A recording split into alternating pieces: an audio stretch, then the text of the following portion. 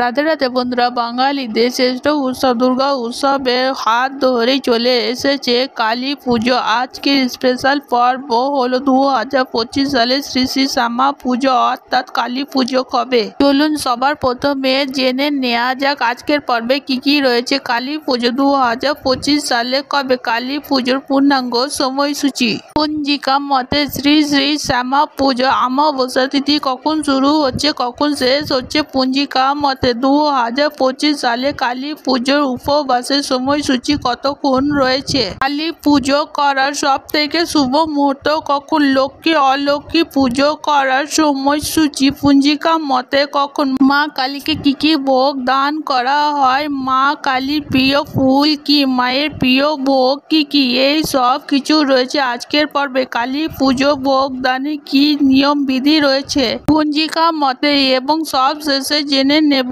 কালী পুজোর দিন কোন কোন কার্যগুলি করলে সুখ সমৃদ্ধি থাকবে সারা জীবন আমাদের সংসারে। তাহলে বন্ধুরা দেরি না করে আজকের স্পেশাল কালী পুজো 2025 স্পেশাল পর্বটি শুরু করা যাক। যারা নতুন আমার চ্যানেলে তারা অবশ্যই অমৃত কথা বাংলা চ্যানেলটিকে লাইক কমেন্ট শেয়ার এবং সাবস্ক্রাইব করতে ভুলবেন না এবং পাশে থাকা বেল আইকনটি প্রেস করবেন, যার জন্য যখন আমার চ্যানেলে নতুন নতুন ভিডিও আসবে সবার প্রথমে আপনার কাছে তার নোটিফিকেশন যাবে।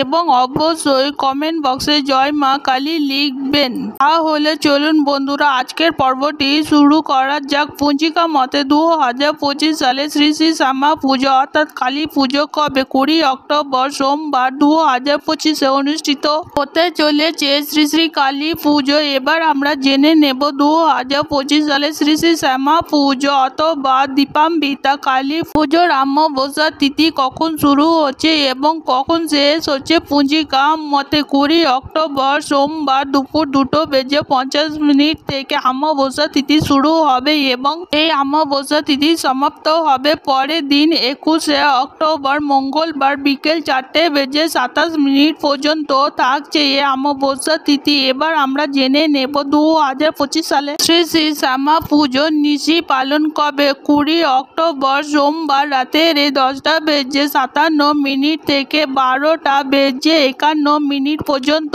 রয়েছে শ্রী শ্রী শ্যামা পুজোর নিশি পালন 2025 পঞ্জিকা মতে। এবার আমরা জেনে নেব 2025 সালে শ্রী শ্রী শ্যামা পুজোর সব থেকে শুভ মুহূর্ত কখন রয়েছে পঞ্জিকা মতে। 20 অক্টোবর রাতের 11:41 থেকে 12:31 পর্যন্ত এবং 51 সব থেকে বড় শুভ সময় কালী পুজো। শ্রী শ্রী শ্যামা পুজো 2025 ব্রত এবং উপবাসের সময়সীমা কি রয়েছে পঞ্জিকা মতে। যেহেতু 20 অক্টোবর এই শ্যামা পুজো অনুষ্ঠিত হতে চলেছে, তাই 20 অক্টোবর সোমবার সকাল থেকে আপনারা উপবাস করবেন এবং এই উপবাস যখন পুজো সমাপ্ত হবে অর্থাৎ নির্দিষ্ট সময় অনুযায়ী 12:51 মধ্যে পুজো সমাপ্ত হওয়ার পর আপনারা মায়ের প্রসাদ গ্রহণ করে এই উপবাস ভঙ্গ করতে পারবেন। কিন্তু অমাবস্যা তিথি পঞ্জিকা মতে যেহেতু সমাপ্ত হচ্ছে 21 অক্টোবর মঙ্গলবার 2025 বিকেল 4:27 পর্যন্ত, তাই এরপরে আপনারা যে কোনো প্রকারের আমিষ দ্রব্য গ্রহণ করতে পারে কিন্তু তার আগে নয়। অনেকেই বাড়িতে কালী পুজো দিন লক্ষ্মী অলক্ষ্মী পুজো করা হয়। এই লক্ষ্মী অলক্ষ্মী পুজোর শুভ সময় কি রয়েছে পঞ্জিকা মতে। 20 অক্টোবর 2025 সোমবার বিকেল 4:44 থেকে এবং প্রদোষকাল 6:40 মধ্যে লক্ষ্মী অলক্ষ্মী পুজো সম্পূর্ণ করতে হবে পঞ্জিকা মতে। এবারে আমরা জেনে নেব মা কালীকে কোন কোন ধরনের ভোগ দান করা হয়। মা কালীকে 3 ধরনের ভোগ দান করা হয়: তামসিক ভোগ, সাত্ত্বিক ভোগ এবং রাজসিক ভোগ। সাত্ত্বিক ভোগ শুধুমাত্র যারা গৃহস্থ তারাই দান করে থাকে এবং তামসিক ভোগ যারা তন্ত্র সাধনায় সিদ্ধ থাকে তারা প্রদান করে করে থাকে এবং রাজকার্য সিদ্ধান্তর জন্য রাজসিক ভোগ দান করা হয়। মা কালীকে সাত্ত্বিক ভোগ হলো মা কালীর সবথেকে প্রিয়।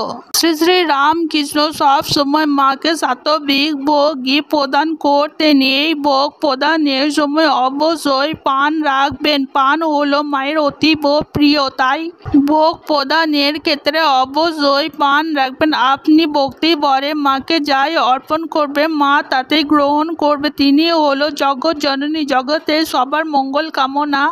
এ বছরে শ্রী শ্রী শ্যামা পুজোয় চলুন মেতে উঠি। এবারে আমরা জেনে নেব কোন কোন কাজগুলি করলে কালী পুজোর দিন আমাদের জীবন এবং সংসারে বিপদ মুক্ত হবে, রোগ শোক দূর হবে এবং সংসার হবে আনন্দের বাতাবরণ। কালী পুজোর দিন কখনোই আমিষ আহার গ্রহণ করবেন না এবং বাড়িতেও আমিষ দ্রব্য প্রবেশ বন্ধ করুন। এবং দ্বিতীয় কাজ হলো দীপাবলির দিন যেমন আপনারা 14 প্রদীপ দান করবে, সেই রকমই কালী পুজোর দিনও আপনারা 14 প্রদীপ অবশ্যই দান করবে। এতে আপনার পূর্বপুরুষের আশীর্বাদ লাভ হবে। দোষ থেকে মুক্তি পাওয়া যায়। এই দিন খেয়াল রাখবেন কারোর সাথে কোনোভাবে ঝগড়া বিবাদে একেবারে জড়াবেন না কালী পুজোর দিন। এবং কালী পুজোর আগের দিন থেকে অবশ্যই যেন কোনো প্রকারের নখ চুল দাড়ি কোনোভাবে না কাটা হয়। এই দিন যদি বাড়িতে কোনো ভিক্ষুক আসে অথবা কোনো দুস্থ মানুষ আসে তাকে একেবারেই খালি হাতে বেরাবেন না। আপনার সাধ্য মতো তাকে অন্ন বস্ত্র দান করবেন। লাল ফুল হলো অতীব প্রিয় রং মা কালী, তাই লাল জবা ফুল আমরা সবাই জানি মায়ের অতীব প্রিয়। কালী পুজোর দিন অবশ্যই জবা ফুল এবং জবা ফুলের মালা মাকে অর্পণ করবেন।